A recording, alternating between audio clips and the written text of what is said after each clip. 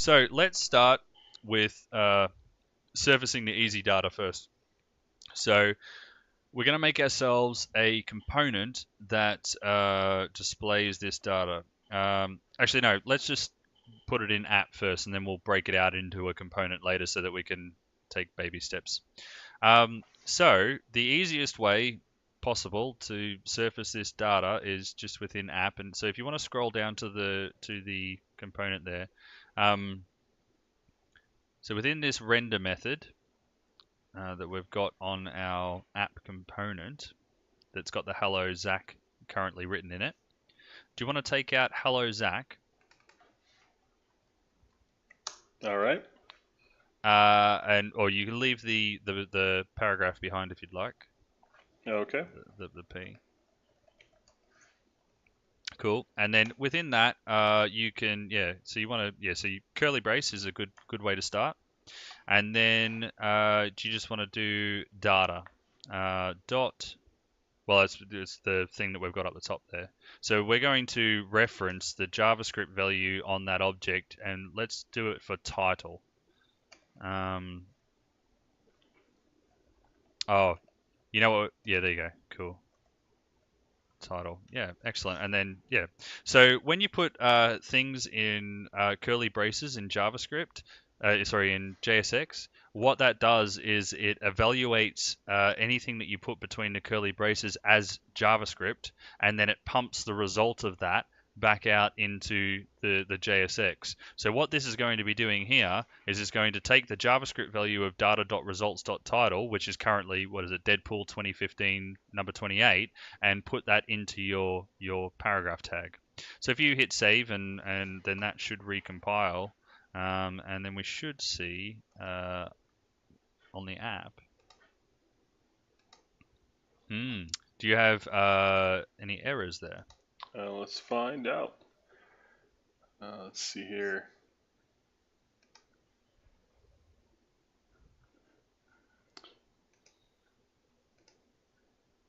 Cannot read property title of undefined. Okay, let's have a look at the JavaScript there. So I think what this might be is results a array? Oh, it might be. Yep, look at that. Cool. So you just need to do the 0 there. Now, I can't do like debugger there, right? That doesn't make sense. I've never actually tried that. That's a really good question. You couldn't Let's do it find out. like the way that you've done it just there because you would need to put it in curly braces. But if you put it in curly braces, I'm pretty sure what that would do. I'm pretty sure what that would do is evaluate that as JavaScript, which could very well do exactly that. It looks like. Whoa, that's cool looking. Cool. So that is Create React Apps built-in linter telling you that you've done something wrong there. So that's cool. Yeah, it's really sharp. I guess the answer is no. Yeah. All right. If you did need to debug that, there's React Developer Tools. You can get it as a Chrome plugin, and it does a whole heap of funky things that allows you to have a look at what's currently in state, and it also I don't know what the word would be. Untranspiles the code for you so that you can actually see the JSX in your Chrome Developer Tool. So that's a cool thing. Nonetheless, if you just put in the index there in after results, then we should hopefully see this working. Now, this is the JSX, right? But is this JavaScript that actually runs in the browser? Yeah, it is. So if I set Yeah, that debugger there, then it would probably be okay. yeah, that would work. That would definitely work. Hey, look at that. Yeah, there you go. And cool, it shows right there. I was kind I'm of really wondering if I glad could that mouse over. I'm really glad that did work with how convincing I was in saying that would definitely work. Yeah, cool. So Oh, we got something else undefined here. Let's see what the error. Property 0 of undefined. So whoa. I did not do this right. So it's data, and data dot inside, data. Okay, I might be got worth us autocomplete, so I thought it was all right. renaming that variable so that we don't do data dot data. Hey, Cool. look at that. All right, so we have a component. The video is finished. All right. That was pretty easy. Maybe we could do a little bit more if you'd like. Yeah, that'd be great. Cool. So let's surface more of that data. You should. I mean, there's no more witchcraft here. It should just be as simple as putting some more of that in there. Well, I'll tell you what. Let me see if I could figure out something to plumb in here. Mm-hmm. And you tell me when I go off the rails. Yeah, go ahead. All right. I changed this to an H1. Right. No Mm-hmm. problem there. I think. No problems. And I should point out the reason why there's no problems there is because React actually builds its own components for those the basic HTML tags. So not every single HTML tag without fail is going to work there, but certainly H1 is Okay. covered. Yeah. All right. And because I'm a pain in the butt, I'm gonna pick something a little weird. Let's do it. And I want to see this image. I think this is going to be exciting to see. So Yeah. it's in data. So I'm going to go ahead and change it to comic Okay, cool. and change down here. Yep. And so for the thumbnail there, it's going to be comic.data.results at index 0 Mm-hmm. dot thumbnail Mm-hmm. dot path Mm-hmm. plus extension. Yeah. Well, yeah, and the dot as well. And dot. Mm-hmm. So I'm guessing that image source is probably oh, but I don't need quotes, right? Well, no, not for this because you're going to be actually evaluating the JavaScript into it. So yeah, you don't need quotes. That is very strange to me. I guess that's part of the thing. It's like I'm not really injecting. I'm not working with the HTML directory. This is a feature of JSX that lets me do this, and so it knows about this binding. It knows how to do its thing. Exactly. Okay, so comic data results at 0 Mm-hmm. thumbnail dot, and then the same thing with path. Not super elegant, but I guess that's was easier than I thought it would be. Mm-hmm. Maybe. It's red. So what's gone wrong here is that you've used the curly braces to return the first value, right? But then after that, that then returns basically just back into the main JSX. So we want to return a string here, right? So what you'll need to do is get rid of the curly braces in the middle there, first of all. And then, so now it's gone green again, right? Mm-hmm. But you don't have valid JavaScript anymore. So let's go back to the first curly brace. Okay. Yep, I'm pointing at the screen. I don't know why I'm doing that. If you want to do a backtick, Okay. yeah. So do it after the curly brace. Oh, after. Yeah.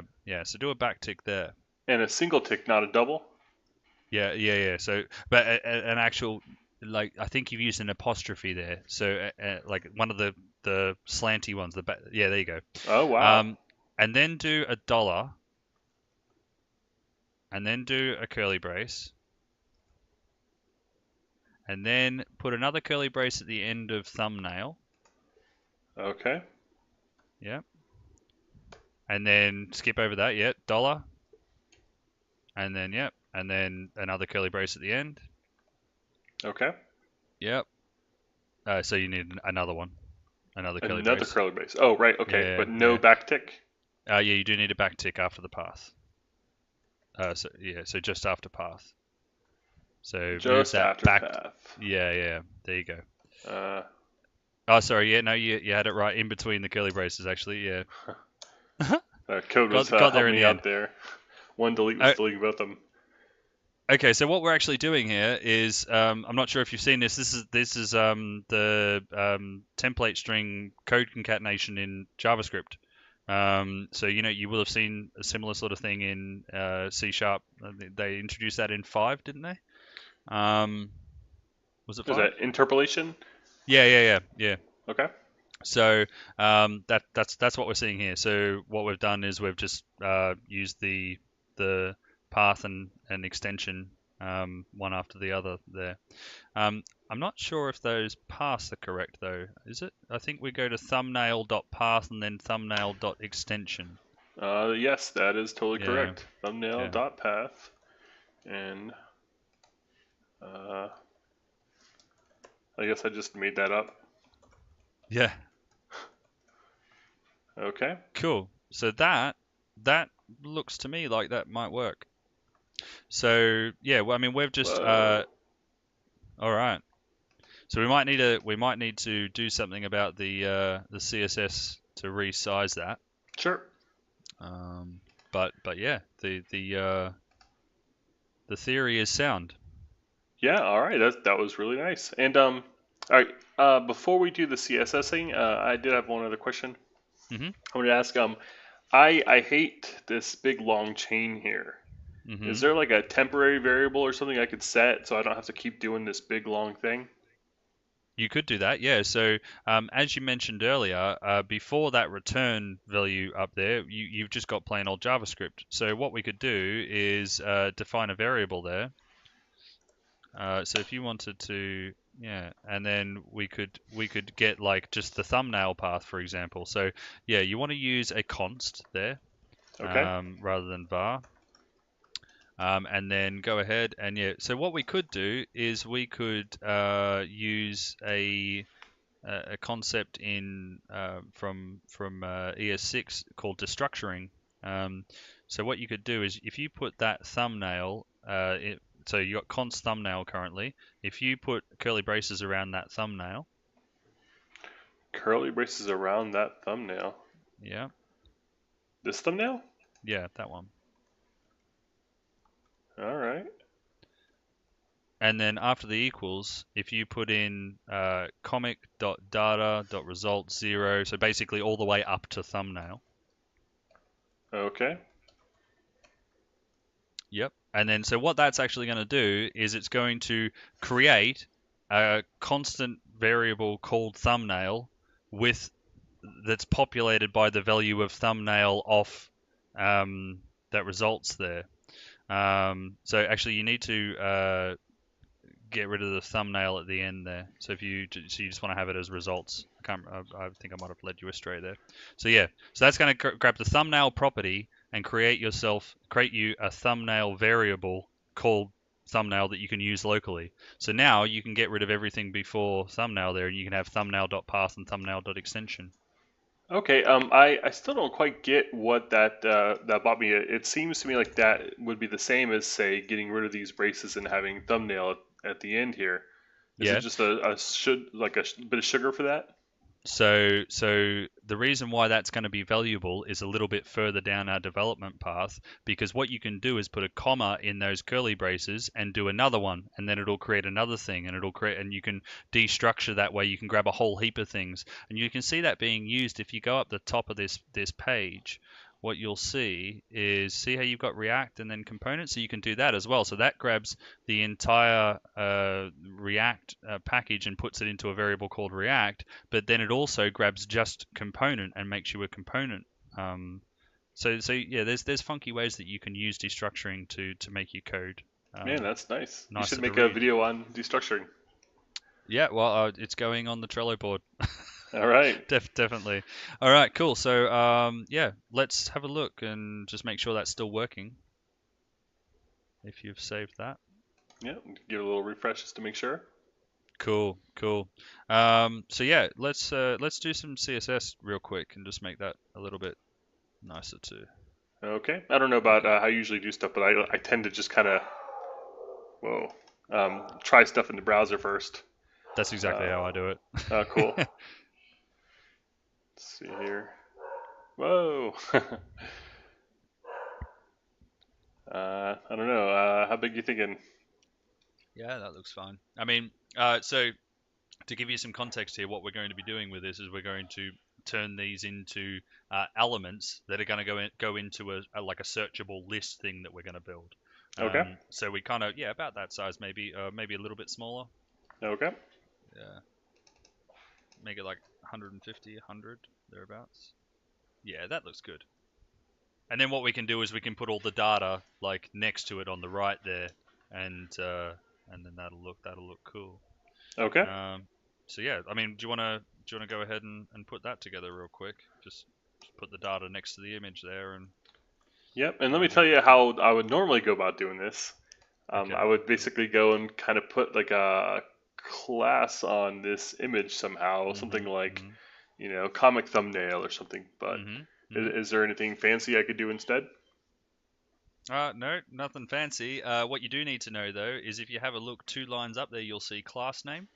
And this is what you'll need to be able to actually put classes onto JSX elements. And the reason being is that, as I said earlier, this actually isn't markup. It's JavaScript, and in JavaScript you've got yeah, you're highlighting it there, the reserved words. So things like class and for as well is also not going to work on your. So you need to use for that. I believe you use HTML4, Okay. and yeah. So, but in any case, yeah, you'll need to put class name there, and you can call it thumbnail or whatever you'd like.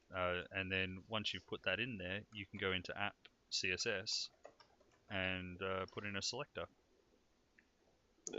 Should I be doing camel casing here? I don't know what. No, you should use the I generally either use underscores or hyphens. I prefer hyphens. You There. shouldn't use camel casing, and the reason I don't like that. You shouldn't use camel casing because capital letters aren't valid HTML5, or is it Oh, really? XHTML or whatever. It'll still work. Like it absolutely works, right? But Hmm. there's certain parsers on the internet that I can't remember whether it's XHTML or HTML5. But in any case, yeah, I always prefer to use lowercase letters. Okay, and I told you Um, just based on what you said here. Do you say dash is fine or? Dash is fine. Yeah, Okay. yeah. Because you've put the quotes there, it's just a string. So the dash that we're no longer worrying about reserved characters or anything like that. Okay. I am a little worried because I see two CSS files. Okay, so index CSS is going into index.js, and app CSS is going to go into app.js, and that's not a convention thing or anything. I just know that because that's how Create React App gets put together. I've made a few of these pipelines, as you can imagine. Hmm. The way that gets pulled in is if you scroll up to the top of app.js, see that import app CSS. Yep. So there's a similar one in app.js. So that's how those get pulled in together. Um, What does that mean? as Are these like little iframes or something for each module? Yeah, so that basically they're separate components. So the index.js was the entry point that we went through earlier, and app.js is our very first component. And you'll see how those components hang together in a moment once we've finished this first one, because yeah, I'll refactor this to be able to pull that out as a component, and then we can discuss it then. So for Okay, yeah, I now, think if you I've just got a want guess. I think I know where we're going, but I'm not going to say it. But I'll tell you, I was right when we get there. to, okay, cool. So yeah, do you want to jump into app CSS and put your selector in? Yep.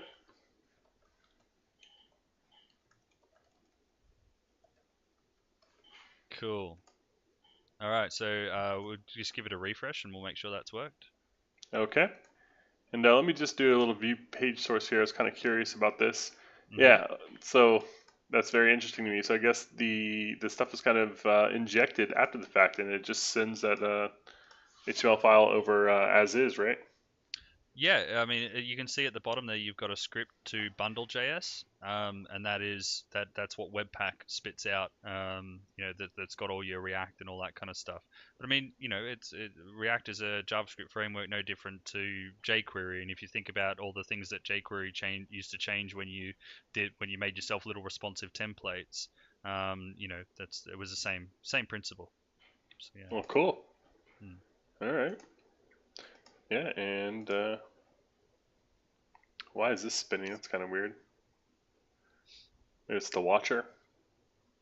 No, that shouldn't be spinning. I don't honestly know why that's spinning. TPC check. Is That that might be a plugin. yeah, I think that looks like a plugin, doesn't it? Yeah. The one that's pending is WebSocket. You can see there. Yeah, so that actually might be the watcher. Okay.